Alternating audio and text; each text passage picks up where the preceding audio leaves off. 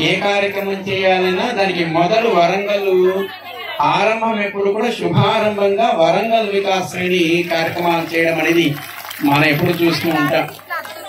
మహిళా ఆరోగ్య వికాస్ అనే పేరుతో ఈనాడు జరుగుతున్న సేవా కార్యక్రమాల్ని ముందుగా వరంగల్ ఆరంభించి జిల్లా యావత్తు కూడా ఇప్పుడున్నటువంటి వరంగల్ కాకుండా పాత జిల్లా యావత్తు కూడా మహిళా ఆరోగ్య సేవల్ని చక్కగా నిర్వహించారు. ఎప్పుడు ధనుర్మాసం లాంటి ఉత్సవాలైనా అశేషమైనటువంటి జనవాహినితో చక్కగా కార్యక్రమాలు జరుపుకుంటూ ఉంటారు. వికాస తరంగిణి 92లో మనకి రాజమండ్రిలో ఎప్పుడైతే ఆవిర్భవించిందో అదే సంవత్సరం మనకి వరంగల్లో కూడా వికాస తరంగిణి ఆరంభమైంది.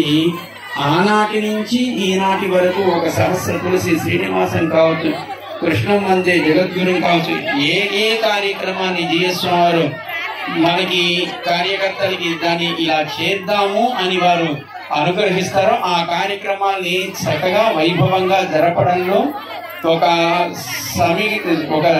సామూహికమైనటువంటి భావన విధానంతో వరంగల్ వికాస్ శ్రేణి కార్యక్రమాలు చేపట్టడంలో నిజంగా అది చాలా బాగా కార్యక్రమాలు చేస్తారు అనడంలో ఏ అనుమానం లేదు.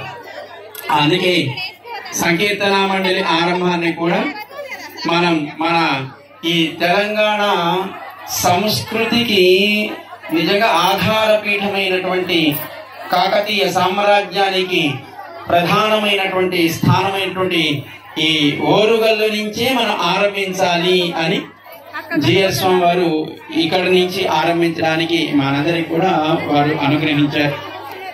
ఈనాడు మనకు వచ్చేటప్పుడు చూసాం రకరకాల బృందాలు రకరకాల విధానాల్లో వాడు ఇక్కడికి చేరుకున్నారు. కొంతమంది మన ఈ తెలంగాణలో ఉండే ప్రసిద్ధమైనటువంటి పండుగ బోనాల పండుగ కలశాలు నెత్తి మీద ఎత్తుకునే వాళ్ళు కొంతమంది సంక్రాంతి పండుగ జరుపుకునే